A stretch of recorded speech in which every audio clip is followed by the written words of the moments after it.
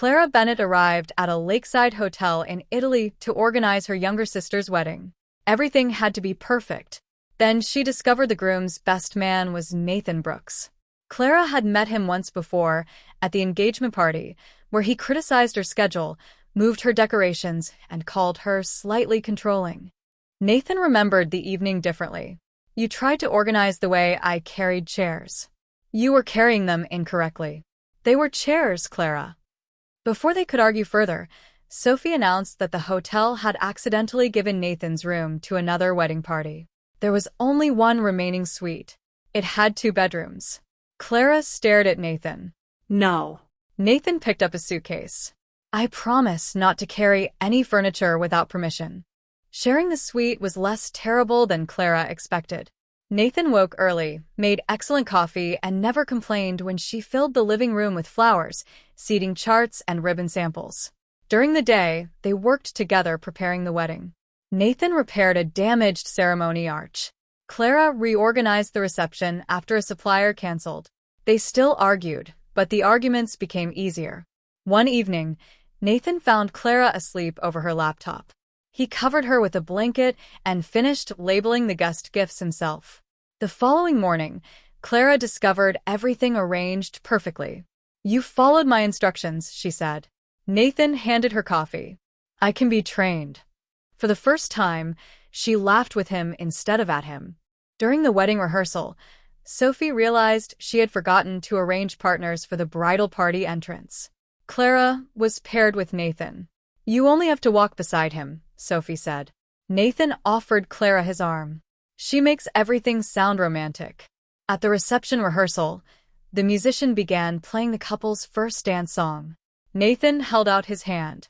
"We should practice. I know how to dance. I know how to carry chairs." Clara accepted his hand. Nathan was unexpectedly gentle. He guided her across the empty terrace while the lake reflected the evening lights. For a moment, Clara forgot about schedules and flowers. Then Nathan looked into her eyes. "You're different when you stop trying to control everything." Clara stepped away. "And you're almost tolerable when you stop talking." But neither of them stopped smiling.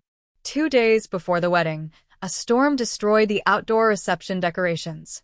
Clara stood beneath the hotel entrance, watching hours of work disappear in the rain.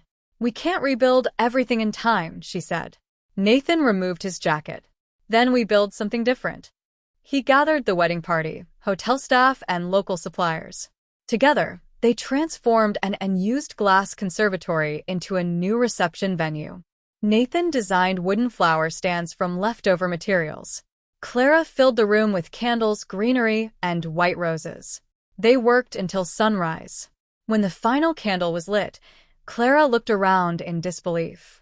"It's better than the original plan." Nathan smiled. "Please repeat that. I would like witnesses." Clara kissed his cheek without thinking. They both became silent. Nathan touched the place she had kissed. "Was that part of the schedule?" No. "Good." That evening, Clara and Nathan walked beside the lake. Clara admitted that she had once been engaged. Her fiancé ended their relationship 3 months before the wedding, telling her she cared more about creating perfect moments than living inside them. Nathan listened without interrupting. "He was wrong," he said. "You barely know me. I know you remember every guest's allergies. I know you gave Sophie your dream wedding venue because she loved it. And I know you pretend not to need help because being disappointed is worse than being exhausted." Clara looked at him. "That is an uncomfortable amount of observation. I'm an architect. Observation is part of the job." Nathan leaned closer. Clara did not move away. Before they could kiss, Sophie called. The wedding rings were missing. Clara and Nathan searched the entire hotel. They checked the ballroom, the gardens, and every delivery box. Finally, Nathan remembered seeing Sophie's nephew playing near the ceremony arch. They found the rings inside a small wooden birdhouse. Relieved, Clara threw her arms around Nathan. This time, when their eyes met, neither stepped away. Nathan kissed her beside the unfinished ceremony decorations. It was soft, warm, and completely unplanned. Clara smiled against his lips. "This is a terrible idea." "Probably. We leave in 4 days. I know. And we live in different countries. I know that too. Clara kissed him again. For one night, she allowed herself not to plan what happened next. The following morning, Clara heard Nathan speaking to Daniel outside the hotel. Daniel asked whether Nathan would return to Toronto after the wedding. I have to, Nathan said. Nothing here can become serious. Clara left before hearing the rest. She had been foolish. To Nathan, the kiss had only been part of a beautiful week in Italy. Clara avoided him for the rest of the day. When Nathan tried to speak with her, she became professionally polite. Did I do something wrong? He asked. No. Clara. The wedding is tomorrow. We should focus on Sophie and Daniel. Nathan looked hurt but nodded. That evening, Clara moved her belongings from the shared suite. Nathan watched her leave without understanding why. The wedding day arrived beneath a clear blue sky.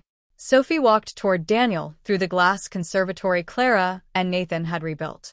Everything was beautiful. During the reception, Nathan asked Clara to dance. She refused. Then Sophie pulled her aside. You misunderstood him. Clara frowned. Nathan is returning to Toronto because he has a major project. But he also told Daniel he wanted to ask whether you would visit him. Clara looked across the room. Nathan was standing alone near the terrace doors. He said nothing here could become serious, Clara whispered. He said nothing could become serious unless both of you were willing to make it real after the wedding. Clara closed her eyes. For someone who organized communication for a living, she had made an impressive mistake.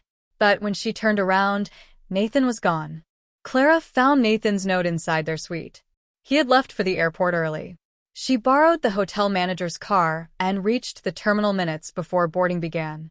Nathan stood near security with his suitcase. Clara? I heard only part of your conversation. Understanding crossed his face. You thought I didn't want anything serious. You said you had to leave. I do. I have a project in Toronto. Clara's heart sank. Nathan stepped closer. But leaving Italy is not the same as leaving you. He took a folded ticket from his pocket. It was a flight reservation from London to Toronto, dated 1 month later. I was going to ask you to visit. Clara looked at him. And after that? We make another plan. She smiled. You know I'm very good at plans. 1 year later, Clara returned to the same lakeside hotel. This time, she was not organizing Sophie's wedding. She was organizing her own. Clara had divided her time between London and Toronto while Nathan completed his project. Eventually, Nathan opened a European office and Clara expanded her wedding planning business into destination events. Their relationship was not perfect.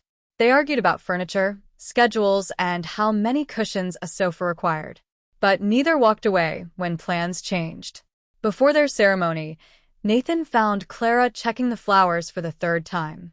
You are supposed to be getting married, he said. I can do both. Nathan took the clipboard from her hands. No more planning. He kissed her beneath the ceremony arch they had rebuilt together. For once, Clara allowed someone else to handle the details. And everything was still perfect.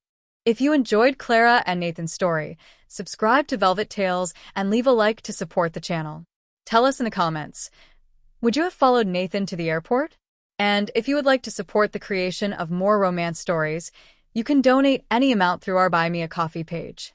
The link is in the description.